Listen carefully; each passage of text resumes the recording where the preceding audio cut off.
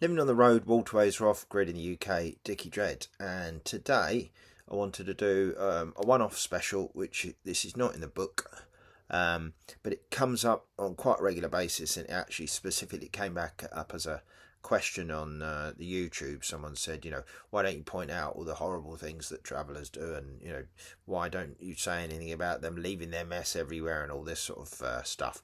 So I thought I'd address that directly. So I produced a little essay, and I'm going to read it out now. So, why travellers often attract criticism and why the reality is more complex. I'm going to try and be as truthful as I can in this, so it's hopefully a balanced argument. So, introduction. So, some of the most common criticisms levelled at travellers is that they are dirty, do not pay taxes, claim benefits, leave rubbish behind, cause disruption, and generally fail to integrate into the wider society. Such views are widespread and, in some communities, deeply entrenched.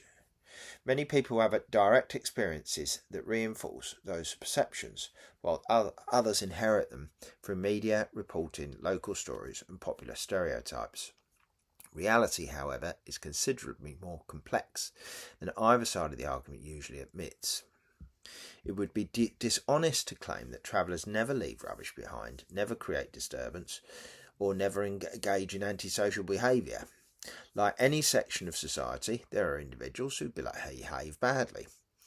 There have been camps that have left waste, unauthorised encampments that have generated complaints, and individuals whose actions have damaged relationships with local communities. To pretend otherwise would be to ignore reality. The problem arises when these instances are used to define an entire population. So, collective blame and visibility. When a group of travellers leaves rubbish behind, it becomes what travellers do. When a settled housing estate suffers fly tipping, vandalism, noise complaints or drug dealing, society generally views these as actions of individuals rather than evidence that all house dwellers behave that way. Travellers are often judged collectively in a way that settled communities are not. Part of this stems from visibility. Travellers are highly visible. A family living in a wagon, bus, caravan or van cannot easily disappear into the background. Their homes are public, their movements are public, their presence is obvious. As a result, any problems become equally visible. A long history of conflict. The wider historical context is also important. For centuries, travelling people have faced legal restrictions and social hostility. Governments have repeatedly attempted to regulate, restrict or eliminate nomadic lifestyles. Laws targeting travelling communities stretch back hundreds of years. More recently, legislation such as the Criminal Justice and Public Order Act 1994 significantly increased powers to remove unauthorised encampments and disrupted many traditional travelling patterns. Experience of the New Age travellers illustrates how conflict between travelling communities and the state can become self-reinforcing. During the 1970s and early 80s, a large travelling network emerged around free festivals, seasonal work, communal living and alternative lifestyles. Thousands of people travelled between events, often living in buses, trucks, caravans and converted vehicles. The Battle of the Beanfield. The relationship deteriorated dramatically following the Battle of the Beanfield in June 1985. A convoy of several hundred travellers attempting to reach the Stonehenge Free Festival was intercepted by police near Stonehenge. What followed remains one of the most controversial policing operations in modern UK history. Vehicles were smashed, people were forcibly removed, hundreds were arrested, and numerous allegations of excessive force were made. And you can find a longer description of this in my book, New Age Travellers, A History, which is published, and you can get a copy quite easily. For many travellers, the Beanfield became a symbol of something much larger than a single clash. It represented what they saw as a deliberate effort to dismantle the New Age traveller movement. Whether one views the operation as necessary enforcement or excessive use of state power, its impact was profound. Years that followed saw increasing legal restrictions, site closures, evictions and enforcement actions Large convoys became increasingly difficult to maintain. You almost never see them now. Traditionally, stopping places disappeared. A culture that had once supported thousands of people living on the road found itself fragmented and dispersed. Many travellers emerged from this period with a deep mistrust of authorities. At the same time, much of the wider public saw only media portrayals of trespass, conflict, and disorder. Both sides developed narratives that reinforced existing suspicions. So, the role of the media. Much of what the public thinks it knows about travellers comes from direct experience, not from direct experience, but from media coverage. Conflicts makes better headlines than normality. A traveller family quietly raising children and earning a living is not newsworthy. Confrontation over an encampment certainly is. Television has often reinforced this pattern. Programmes tend to focus on weddings, disputes, usual behaviour, and conflict because these attract audiences. While entertaining, such portrayals can leave viewers with a distorted picture of travelling communities. Most people would object if their entire community was judged by its most controversial members, yet travellers are frequently subjected to precisely that standard. What travellers have contributed. Discussions about travellers often overlook their contributions. For centuries, travelling communities provided services that were essential to rural Britain. Horse trading, metalwork, seasonal labour, road building, entertainment, music and craft work all relied heavily on travelling folk. Many traditional skills survived because travelling families preserved them long after they had disappeared elsewhere.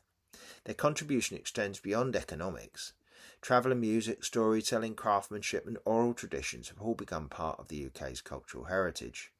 Like many minority communities, travellers are often noticed when something goes wrong and ignored when things go right.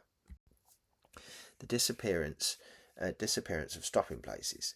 One of the most important factors behind many modern conflicts is the gradual reduction in places where travellers can legally stop. If a family lives in a house, society provides infrastructure. There are roads, bins, sewage systems, water supplies, schools, healthcare services and postal addresses. These facilities are largely taken for granted. Travellers often have access to none of these things. A family arriving at an unauthorised stopping place may have no waste collection, no toilets, no water supply, no electricity, no legal right to remain long enough to establish any of them. They may be moved on in days or even hours. This does not excuse leaving rubbish behind, but it does provide context. Many local authorities have reduced or eliminated traditional stopping places. Official sites are often oversubscribed. Waiting lists can be long. Some areas provide virtually no lawful stopping opportunities at all. The contradiction is obvious. Society expects travellers not to stop illegally, while simultaneously providing insufficient legal places for them to stop. It is rather like banning parking while refusing to build any car parks. The taxation myth. The issue of taxation is more complicated than many critics assume. Travellers pay many of the same taxes as everyone else.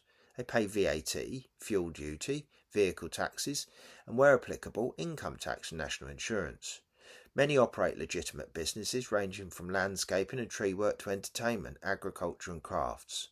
What many critics actually mean is that travellers often do not pay council tax. This is frequently true, but council tax is linked to fixed residential properties. People without such properties cannot simply be inserted into the same system. At the same time, they often receive fewer local services than settled residents. Reality is therefore less a matter of tax avoidance and more a reflection of how taxation systems are structured around permanent housing. Benefits and unemployment. Benefit claims are another source of controversy. Some travellers do claim benefits. So do millions of settled people. Periods of unemployment, disability, ill health and low income affect travelling communities just as they affect wider society. In fact, many travelling communities experience poorer health outcomes, lower educational attainment and greater barriers to employment than the national average. Employers generally want permanent addresses, reliable contact details and predictable availability. Frequent movement, lack of authorised sites and constant uncertainty can make these difficult to provide.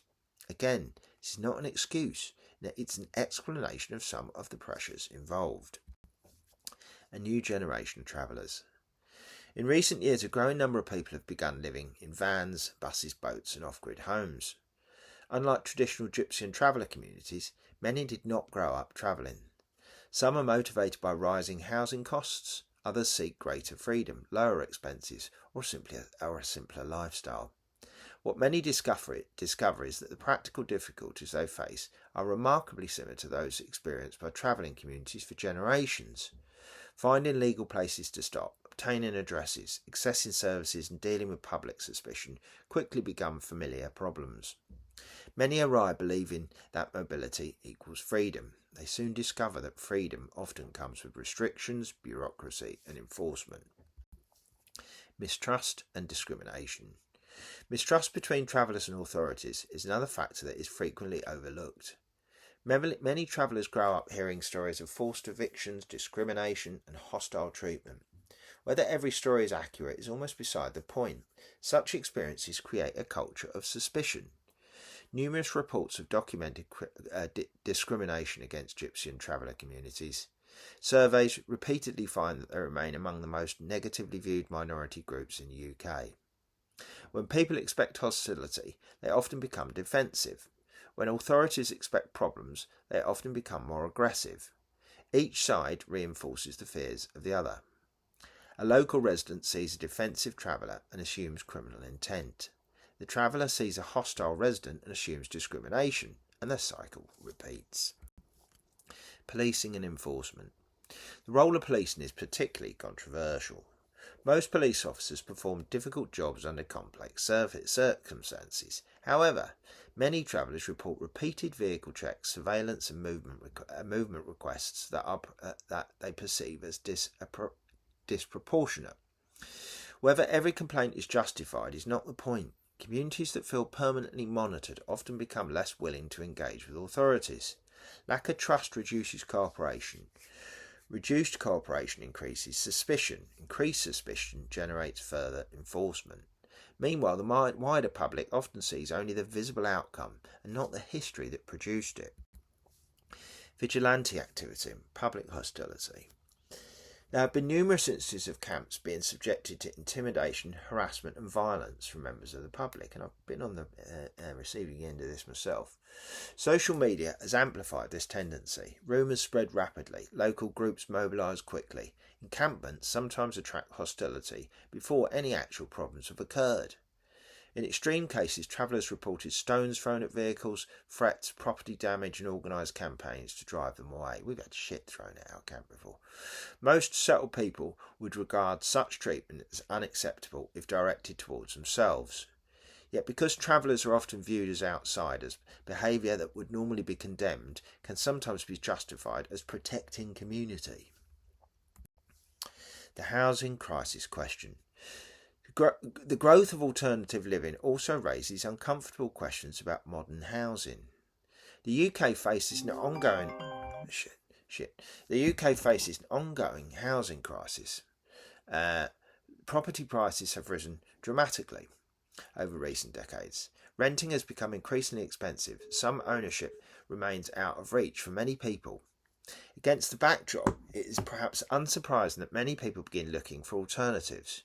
Yet those alternatives often face planning restrictions, enforcement action and public opposition. Society frequently celebrates independence, self-sufficiency and environmental responsibility. Yet people who attempt to live cheaply, lightly and outside conventional housing structures often encounter resistance. The more difficult question is whether society provides enough lawful pathways for people who wish to live differently. So a personal reflection. Over the years I've met travellers who were generous, hard-working and community-minded. I've also met travellers who were difficult, argumentative and occasionally chaotic. Then again, I've met exactly the same mix among academics, politicians, police workers, farmers and people living in houses. The older I get, the less interested I become in judging entire groups and the more interested I become in judging people as individuals. Most travellers are simply trying to build a life, raise families, earn a living and find somewhere they can call home, even if that home happens to have wheels underneath it. It does not mean every traveller is a saint, any more than every settled person is. Conclusion. The question is not whether problems exist, they clearly do. The more important question is why those problems keep reoccurring. Many of the difficulties associated with travelling communities emerge from a combination of historical discrimination, inadequate site provision, legal restrictions, and social exclusion, mutual mistrust, and the practical realities of living outside a system designed around permanent housing. And thanks for listening to that. We'll get back on track with the book in the next section.